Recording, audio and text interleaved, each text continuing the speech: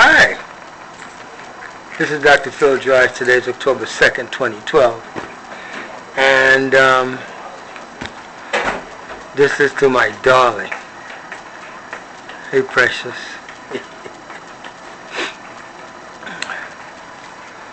Okay.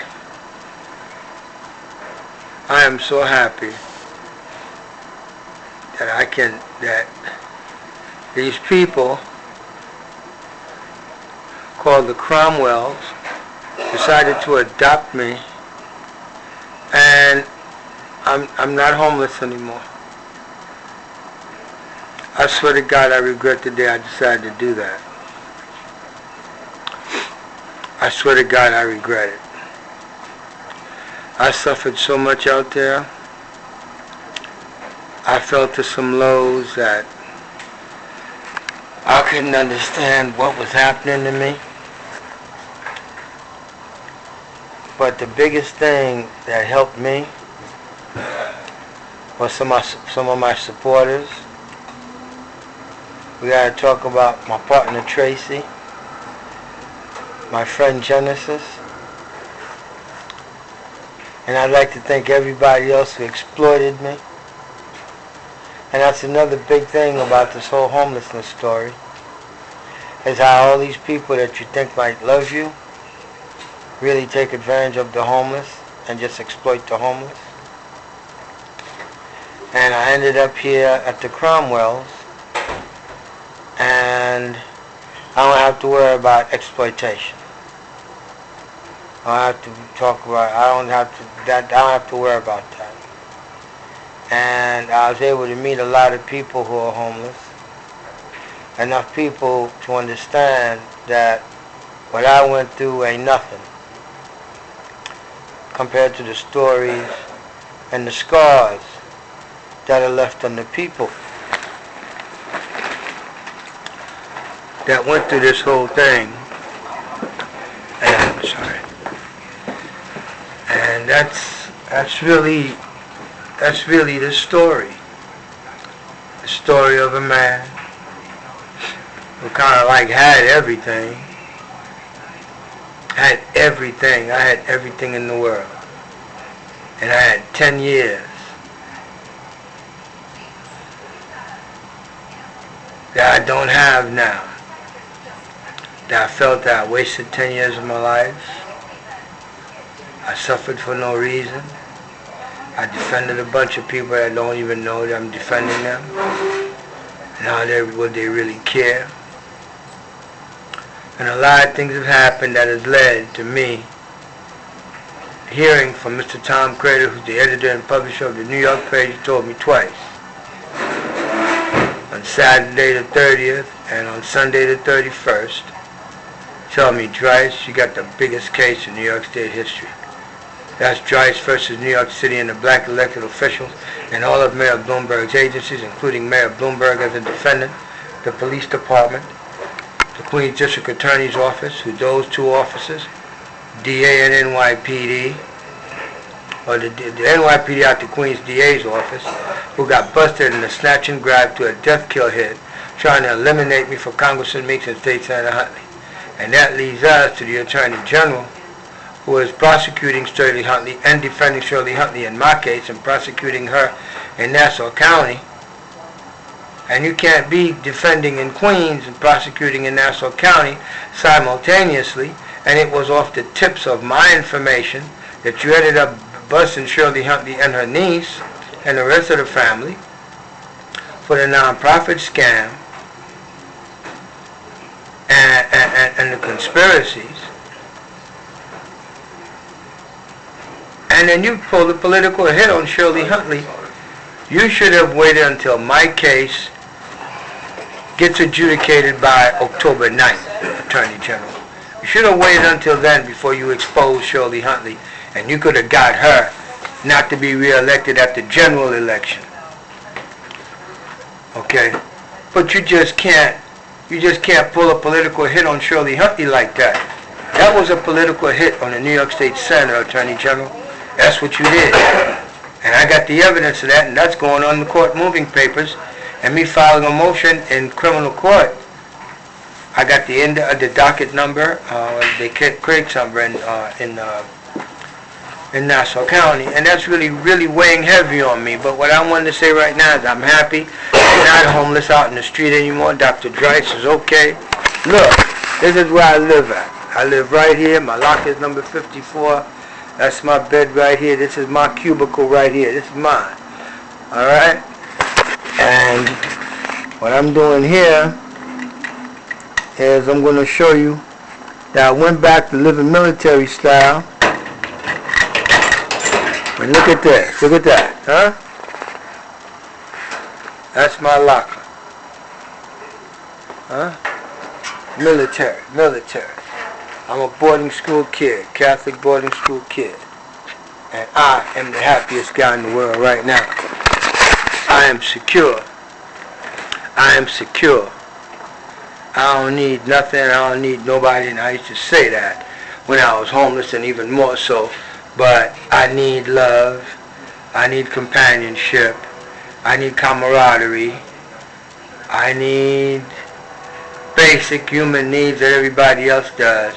And when you guys make people homeless, and I'm talking about you elected officials and you judges, you guys commit a crime against humanity that you guys should pay for it on this planet, not wait for God to judge you in heaven. Excuse me, because you being judged right here. You judges, especially Judge Maria Resos and those 4 other judges in county landlord-tenant courts in New York City under the Bloomberg administration, that's helping harvest apartments by having a quota of 1,250 to 1,500 evictions every year for New York City Housing Authority to come up with 16,000 new apartments every year is an absolute crime against humanity, and I'm going to prosecute you guys for that. I got my complaint to Judge Bruce Badillo, got Judge Maria Resos removed at some kind of rotation and brought in Ronnie Birnbaum. Ronnie Birnbaum, that Jewish white lady just like hate Negro. Everybody knows, okay? What's his name? Judge Bruce Kramer. Judge Bruce Kramer, you was nice to me. Judge Bruce Kramer was nice to me. He helped me out, although since NYCHA messed up a few times, that he should have realized that he should have had the case dismissed. And that would probably led to me having been able to keep my apartment. The $100,000 for stuff that I had in my apartment that had been in my family for generations, that we bought from Haiti, collected from around the world, and we weren't no poor people. We never asked to be in no project. The project landed on us. The owners lost the building, and New York City Housing Authority acquired the building through HUD. Okay? And we knew some of the people that were owners. That's the reason. That's how my aunt was able to get into that building in 1975. We ain't asked to be in no project. We don't want to be in no project people, but you did this. But now I understand that Neva Harper left the building and ran away from the litigation. She moved out there because she was an illegal apartment. I'm going to prove everything I said I'm going to prove. But the next step right now is for me to concentrate, rest, and be at home. I'm at home right here. I'm in the barracks. This is like being in the army again. And I will rebuild. And Dr. Dreiss is not playing with you. I swear on my mother's grave. I swear on my mother's grave. What I'm about to do to you guys in criminal court in Nassau County has never been done before, because I will enter myself in this litigation against Shirley Huntley to have the Attorney General removed because his hands are dirty. He's got a conflict of interest. He cannot simultaneously prosecute and defend a person off of the same tips of the information, and is a related matter, okay, about the conspiracies and the fact that I gave you information that led you to discover this, okay?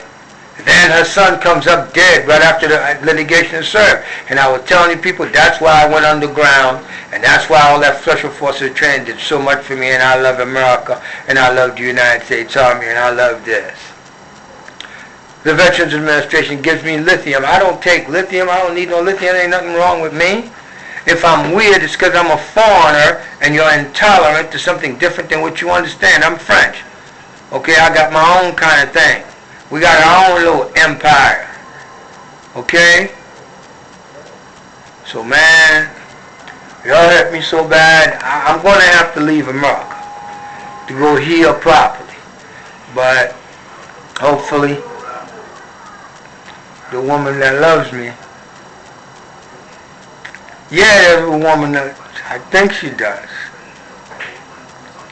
Anyway, that's not what's on the menu right now. What's on the menu is for me to heal and for me to properly produce these papers and just bust your behind in court. Dr. Grice loves to do that. That's been my patented move lately, which is to just bust people's butts in court. Alright? So we're going to go ahead and teach everybody a lesson about not being so bad and mean and vicious and cruel to black people, not to marginalize immigrants, not to exploit the homeless. We're going to do all kinds of things. We're going to change America a little bit because I changed the face of NYCHA because it was my tips to the Daily News and my relationship with John Daniel that took my stuff to the boys upstairs, and they assigned 12 reporters, and look at what we got. NYCHA's busted. Absolutely busted.